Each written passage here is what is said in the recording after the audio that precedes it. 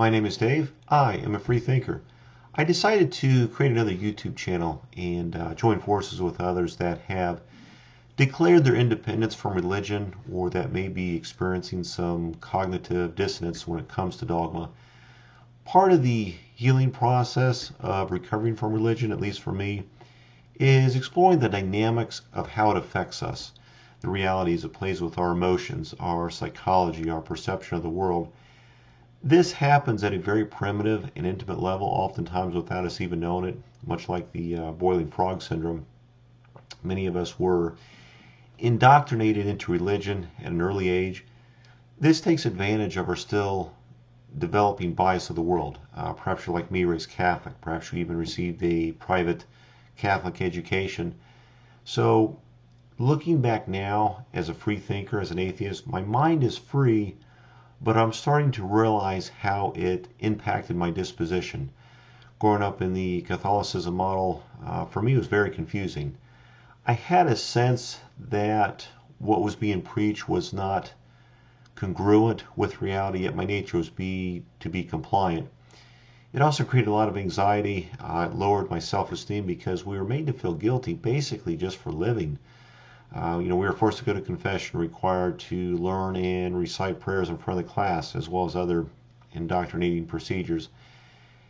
It's my opinion that it's almost criminal to coerce a child into something they don't fully understand. What may seem innocuous can have lifelong consequences. A quote from Voltaire: "Those who can make you believe absurdities can make you commit atrocities." These institutions program children and even the parents for a life of servitude. So, growing up can be difficult enough as it is, let alone being torn down by political dogma. So all this affects the lens in which we view the world through. My intentions are to document and share my process of recovering from religion and a belief in a God. I'm doing this to advocate for myself as well as to challenge others to evaluate their belief system. This gives me a voice, which helps me come to terms with things. There is a grieving process. Basically, I was cheated out of being able to experience the world in real time versus before, where I was under the influence of a man-made doctrine, under the mindset of a God that's in control. It's His will, it's His time. The reality is there is no evidence to support the notion of a God. It's basically just all politics. There's also the feeling of embarrassment. Why didn't I just leave? There's the emotional stock of regret, of wanting that time back so I can experience it without feeling all the guilt. A quote from the late Christopher Hitchens: "Take the risk of thinking for yourself. Much more happiness, truth, beauty, and wisdom will come to you that way." I think that's very well put.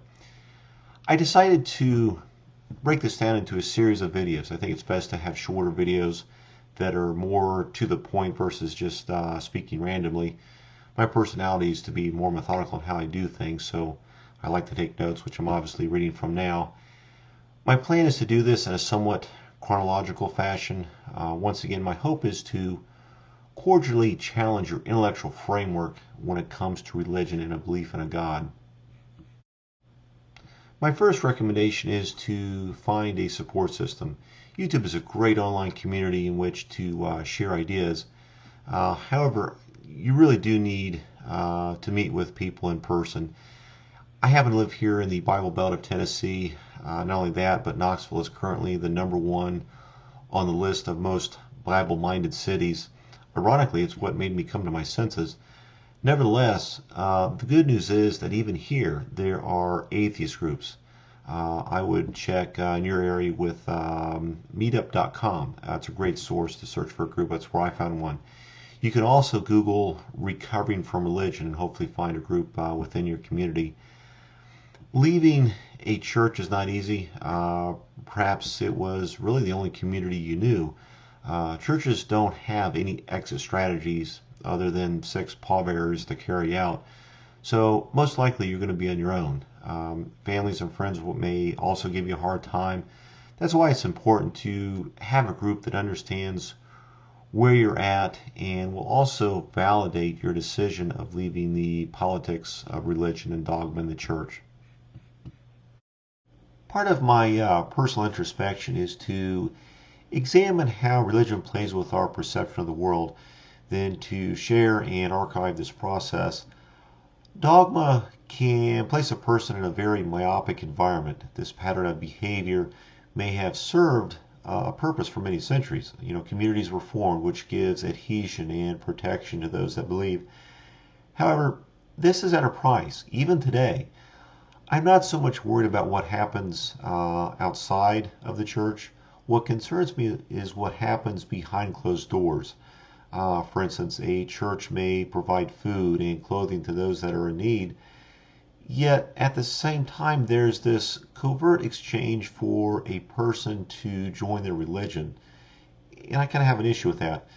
When I volunteer my time, my resources, it's very personal.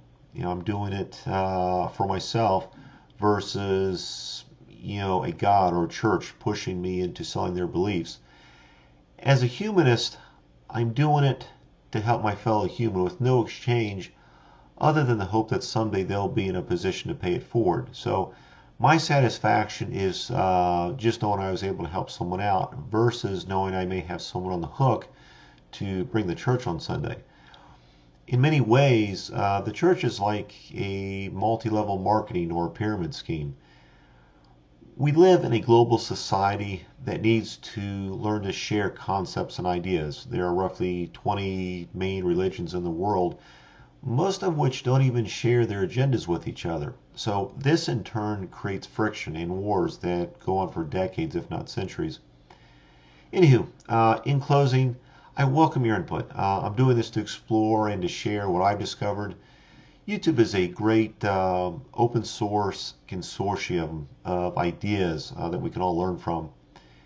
A few things that I have on my docket for upcoming discussions: why I don't care to debate with believers, how religion affects our psychology, which I've kind of gotten into, sexuality, detachment from reality, how the church indoctrinates people, how the church can take advantage of our psychological predispositions, moralities versus ethics, the proof of burden, where's the intelligent design. Just a few things that I want to kind of dive into and tackle and see where it takes us. I'm Dave. Thanks for watching my commentary, and please subscribe. That gives me validation and motivation to continue my research.